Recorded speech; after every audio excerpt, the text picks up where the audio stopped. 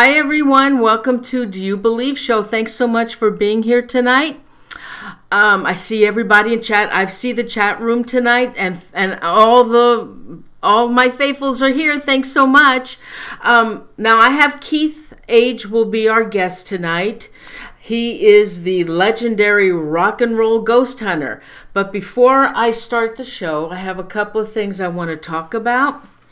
Everyone, make sure that you please subscribe to us. And don't forget, this weekend, starting Saturday, Live Syfy will have their 72-hour paranormal event at the haunted Sally House. So don't forget to tune in this weekend.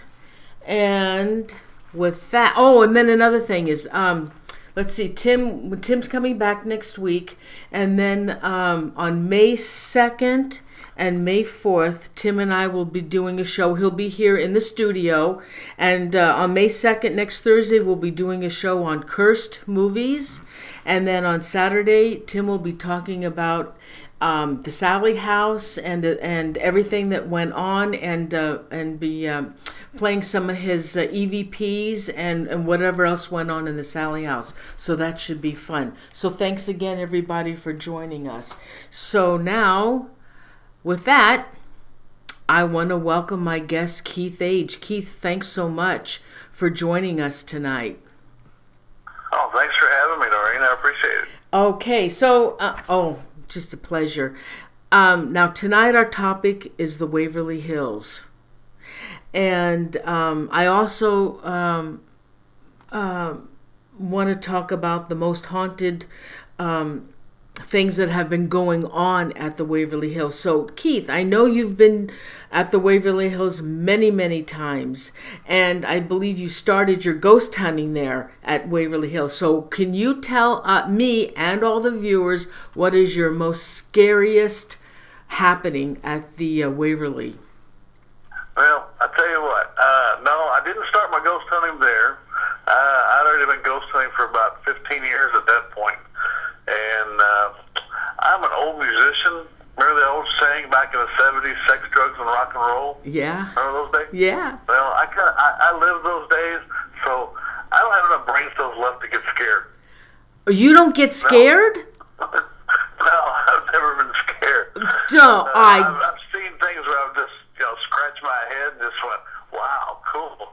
And then go see if I can figure out what was causing it. But no, I have yet to be scared. Oh my God. Really? That's a first. Well, okay, well then let's talk about some of the scary things that do happen at the Waverly then, which are a lot of things that are going on. What about this little girl who haunts the halls and they put a ball out for her? What's that all about? Well, actually, you firstly got to remember, I was there from 2000 to 2005, and I went back in 2010 to visit and say hello, and I haven't been back since, so I can't tell you anything that's happened here in the last couple of years. But what happened way back when in 2000, this is back before it was ever cleaned up, and we had just started cleaning it up, helped cleaning it up, and giving a tour. And back then I had a habit of walking backwards and talking to people, and I happened to trip on something and landed and got up and looked, and it was a little leather ball. Well, they don't make leather balls anymore. They haven't since the mid-50s. They're mostly made out of rubber now. So that's pretty interesting. We found it. We finished the tour, took the ball, put it up on the 5th floor, came back down, waited about 20 minutes, went back up, and the ball was gone. So we found it down on the 2nd floor. Now, there's nobody else in the building at this point. So we get it again, and we put it up on the 3rd floor, and sure enough, it gets moved up to the 4th floor. And this went on for about 3 or 4 more times, and then finally it went away. They don't make little balls like that anymore. No. And the story is, it's not so much a little girl as it was a little named Timmy. And we actually have pictures of what we think is Timmy in the hallways. Oh, you do? Really? Oh, now there's a story that a hearse appears to the back of the building, dropping off coffins. Well, that is an old west tale, but I will tell you something that did happen. One year when they first started doing the haunted houses there, the gentleman who was running the haunted houses drove a hearse. So what was funny was he had left.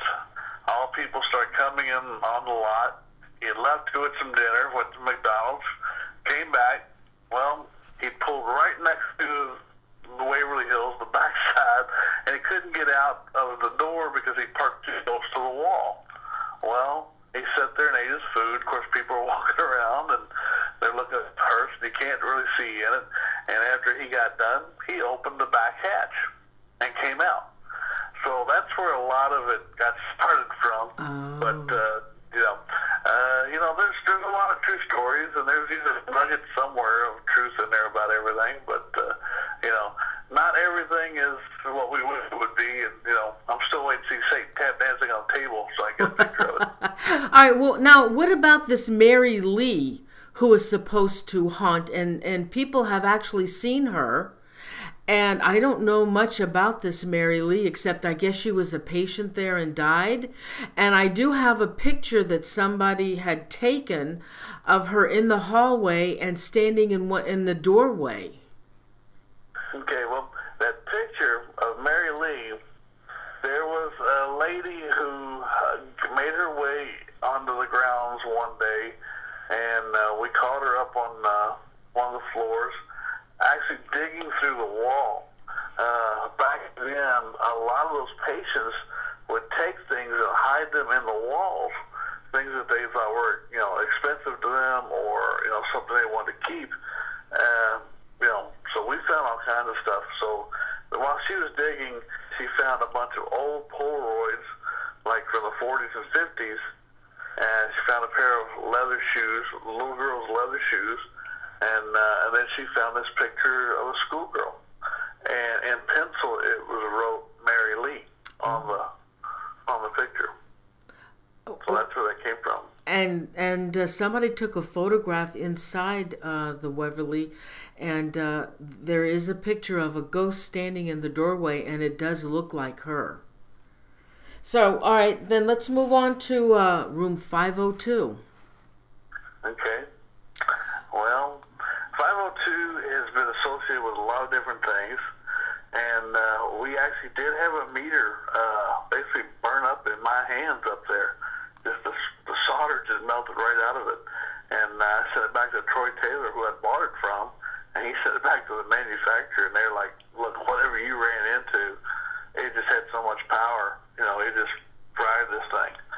And, so that's about the most coolest thing I've had up there. Now, we've had happen where the room did back then react to women who were pregnant, and also smaller children. Okay, but this story goes now. They say that there is no proof, but about a nurse that was pregnant and she hung herself there. Well, there's no real proof to it yet. There were several nurses that did die up there, but there's nothing that can be proven yet as far as how she died, other than what rumor and innuendo is said, and the death certificate says death by, it doesn't say death by hanging or anything like that, it just says death by misadventure. So, the story is she was pregnant, unwed, by a doctor, and she hung herself in room 502. A lot of people say, well, she hung herself on the pipes in there. Well, they didn't have water pipes up there, for the sprinkler system till the mid-40s, early 50s. So kind of doubt that happened too. Really? So we don't know what happened. So supposedly 502 has a lot of activity, as well as 501. Do you know what happened? I think they said another nurse also killed herself in room 501. Is that true? Well, again, there's no real written was ever able to find. And supposedly this nurse is where she jumped off the roof out of room 501. Mm-hmm. But, you know, it does make for good storytelling. Now, what about when the visitors come to the Waverly, there's talk about slamming doors, lights in the windows when there's no electricity, and they hear running through the hall. Oh, yeah, back then it was really cool. You could sit out in the parking lot, and that's before there was even any power whatsoever up to that hill, that building. The power had been cut at the bottom of the hill in 1981, and they hadn't even brought power back up there until almost 2004. And that was just for the bottom layer of the building. So, you know, for over 20 years, it sat there vacant, basically.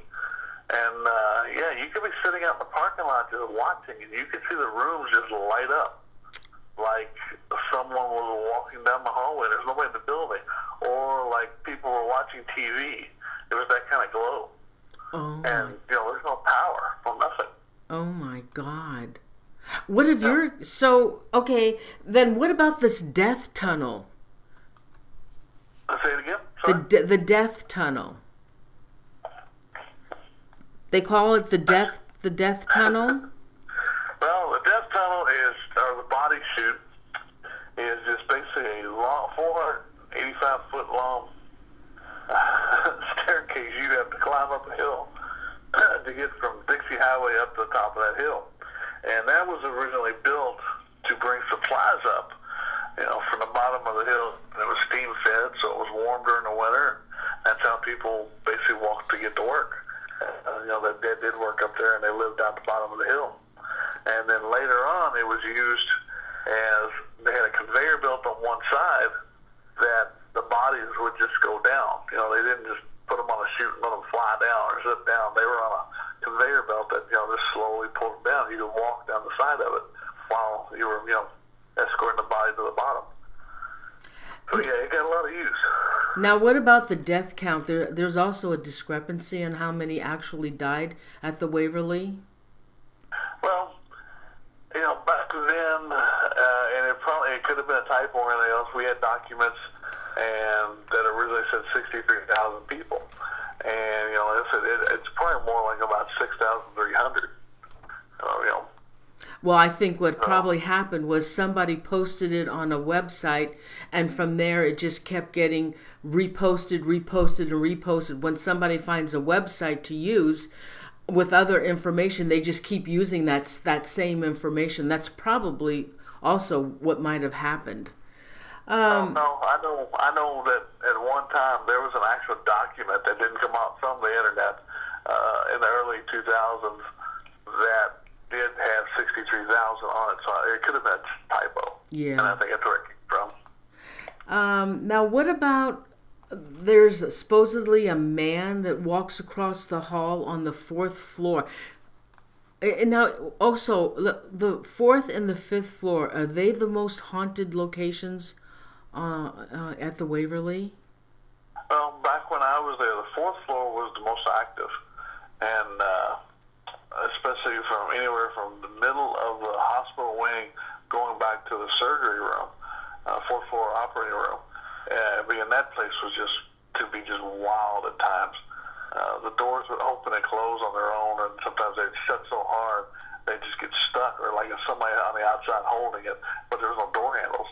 And, you know, the windows were wide open, so there's no vacuum, and you could sit there and watch. Sometimes the doors would open, close, open again, and a door across the hallway, it would open and close like somebody was walking back and forth. It was really interesting. Now those doors are pretty heavy, aren't they? So no wind could possibly close or open or close those doors, could it? Oh, I mean, it got pretty windy up there, and yeah, if given the right circumstances, yes, they could. The doors are extremely heavy, yes, especially when you're just a single door. Now, as you got more to the outer layers, then they had the double doors. Yeah, they were a little bit thinner, but there's still nights up there when the wind isn't blowing, and you could just hear the door just slam, slam, bang, bang, and then the solid steel doors, they're in the hallways, just wham. Oh my God. So, okay, so what is it with the fourth and fifth floors? They're supposed to be the most active. Why those two floors? Well, I think a lot of the fourth floor was also an experimental wing. A lot of procedures that are used today were actually implemented there and thought up there and still used right now. Like when you have your lung deflated. You ever had your lung deflated? No. Like been in a car wreck and you get a punctured lung? No, never. Well, they have to go in and deflate your lung so that they can take the rib out or to get to pump back up, and it's really painful. Well, all that procedure was done at Waverly Hills, and that's where it was, the technique was perfected at. So, this was not just a hospital. This was a learning hospital. And, if you ever got the White Death, and that's basically what it was sort of a plague. If you were going to survive, you had any chance, this is the place you went to. And why was there such an epidemic at that location? Well, it wasn't so much at the location, but Louisville is basically a swamp, okay? Mm-hmm. It sits low. It has mountains all around it. This was an aerial bacteria. It was a germ that just came in, set in on top of people, and just germinated. It had nowhere to go. You got all these mountains around it, and, it just flourished. So Louisville had the highest TB death rate in the early 1900s. Yes, that's right. Now, what about, okay, now there's also a tale about satanic rites that were going on at the Waverly. What do you know about that, Keith? Well, back then in the late 80s, early 90s, there were some kids who were, thought they had their own little coven and, they did stuff like that, just to try to freak people out. Supposedly there were a few sacrifices made inside the building, and animals and things of that nature. Oh my God! There's pentagrams and things like that are spray painted on the floor and the walls. So there was a few things that happened. Oh my God! That doesn't go on anymore, does it? No. The owners wouldn't allow that. That's not good for business at all. Okay, now, also, they say that the ghosts at the Waverly are not all that friendly. Can you talk about... Well, you heard the stories about the guy that got hit with the bricks up there? You ever hear those stories? No. Well, that guy was me. You got hit with a brick? Well, they're not bricks. It's actually, the walls of Waverly are made out of cement. They weren't made out of plaster. They were cement, real thin cement. And back then, a lot of them were crumbling and falling apart. The hallways were full of it. So, I had several things thrown at me a couple times. I had my head busted open a couple times. Oh, my God. Now, how has the activity changed over the years at the Waverly? Well, again, I haven't really been there since 2010, so I really can't give you a really good idea just from what I've heard. I've heard that it's not quite as active as it was, and I think maybe that's because it was, it's more cleaned up now. It probably doesn't have the same energy as it did before when they didn't have all the windows put in it. Like I said, just, has that spooky feeling of going in and exploring, which it was a great building, still a great building. If anybody ever gets the chance to go to Waverly Hills, go and visit it. It's a once-in-a-lifetime thing. And then some people go, well, man, I went there and nothing happened. Well, that's ghost time. It doesn't happen all the time. I wish it did.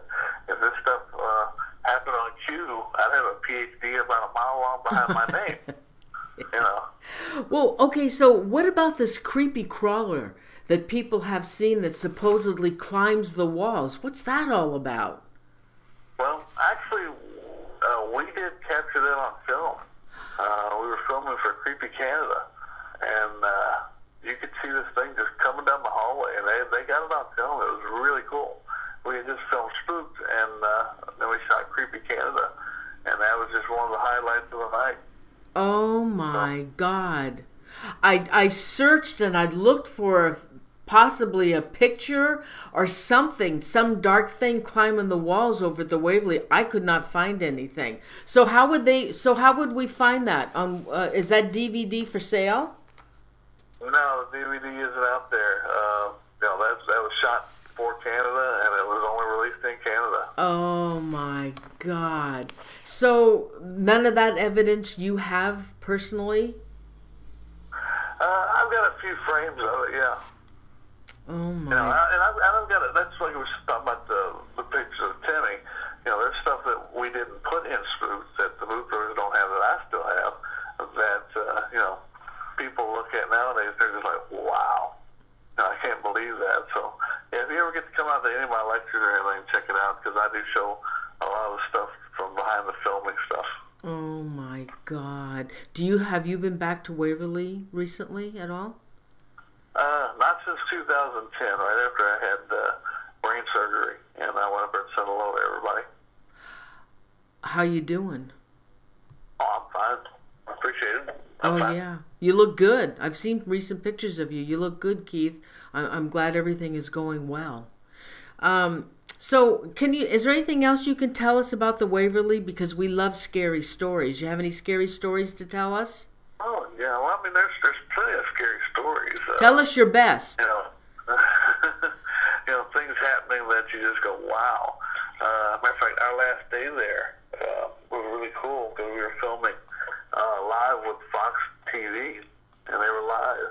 And the anchor man, who I've known for about 20 years, him and I come out of the hallway floor, and here it's broad daylight at this point, and we walk out of the stage, and got the camera in, and the anchor to my right, this hunk of cement just comes right up the wall, right off my feet, and the anchor man goes down the hallway, and I'm looking up to the cameraman, he's going, come on, talk, and everybody from my team is there picking up the cement to figure out where it came from on the wall. It came from a wall directly behind us. So that's the cool stuff. Oh.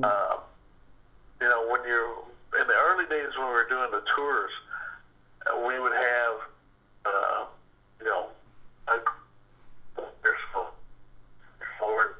you kind of see the shadow people watch them move because they'll so all these things we were trying to figure out what it was. Couldn't figure it out. Finally, we said, well, let's go with it. So if you could just get it done, and it happens every night. As long as you put your eyes down, just look down the hallway, use your peripheral vision, and you'd see these things moving around. And then by about the fourth year of us doing this, these things had kind of got comfortable with us and went from staying in the hallway to moving through us. Now that's wow. Now, what about the doppel? Is there a doppelganger? Is there a doppelganger over there? What is it? A doppelganger. Well, the doppelganger, people have said they've seen it up there, which is basically, it looks like an exact copy of someone else, okay? And some people say it can be pretty much anybody it wants to be. I've never seen it. People have seen somebody look like me up there at times. Really? Like Tina, the owner, and where she's been like in another part of the building or something. They're like, oh, we just talked to you. How did you get down here so quick? So, things like that happened back then. Another good thing was the first night I got my head busted open from the flying debris. It was really cool and fun because if you get cut on the top of your head and your forehead, you bleed like a stuck pig because it's real thin. And so I got hit. I'm eating really good. I go ahead and finish up the tour, get the people downstairs, And as we're standing on the staircase, I'm telling them, thank you for coming. Appreciate any questions, answer anything. And I'll be honest, at that point, all I'm trying to do is get out of there so I can get to the hospital. I know I'm cut pretty good. Well, what I didn't know was the girls had lined up the tours. She had a tour of 22 cheerleaders standing on the other side of the door, waiting to come in. So when I open the door, here I am, just blood-soaked. Oh. And these girls are already hyped up and everything to get in there, and all you hear is just screams and his feet running. It was great. Oh. Oh my God. Oh my God. Were you hurt seriously? Well, I got 6 stitches out of it. Oh my God. So why haven't you been back to the Waverly? Well, I did it for 5.5 years. And, with TV series and everything, just really haven't had time to do it. Yeah. So now, I know you have a book coming out. Has it been released, Out of the Dark? Yeah, it was released last year, and matter of fact, it's going to be re-released here in a couple of months by Troy Taylor and Whitechapel Press. Oh, great. I did give some of the websites to my moderators, and they have been posting. Mods, can you repost some of Keith's websites? And I do have one on your picture that I have of you. And you have a convention that you're going to? It's this weekend. You have a convention in a couple of days. Yeah, well, me and Jim will be leaving tomorrow. We go to it from Astoria, Ohio. It's called Syfy County Paracon, and gonna be interesting. Wow, great. Hey, okay, our 30 minutes is up. Keith, I want to thank you so much for. Oh, I just have one other question. You, what do you do with the Booth Brothers? What do you're associated with the Booth Brothers? Did you produce some of their documentaries? Well, I am the host and the ghost hunter for the Spook series. The whole series, and yeah, I'm also associate producer for the series. And that's shown on the Chiller Channel, which I get, yay, and the Syfy and Chiller Channel. Yeah. So you got Spooked, the Ghost of Waverly Hills, Children of the Grave, the Possessed, the Haunted Boy, Spirit, Soul Catcher, and the Unseen. God, I have Children of the Grave 2. Oh, yeah. Oh, I have Children of the Grave 1. I love that. I really love that CD. You need to get Children of the Grave 2 because what I caught at Asylum in Ohio is blowing people away, especially Fleer. Fleer can't figure out what it is. So. Now, is that on number 1 or number 2? That's on number 2. Oh, my God. I'll have to get it. Oh, I love the CDs. Well, you know, Keith, thank you. I just appreciate you coming on the show. It's just been a pleasure talking with you. I'm glad everything is okay with you. I wish you nothing but the best. And thank you so much for being on the show. Thank you. I appreciate you having me. Okay, thanks, Keith. Good night. Good night. Good night. Okay. Hope you all liked the show tonight. Pleasure having Keith on the show. I love hearing about ghost stories and the Waverly Hills. I've always wanted to go there. I had a chance to go with Tim and I didn't go. That was several years ago, maybe more than several years ago. But and thanks everybody for being in the chat. Okay, so let's go over this. Please, everyone, please don't forget to subscribe and give the show a like. I'd appreciate it.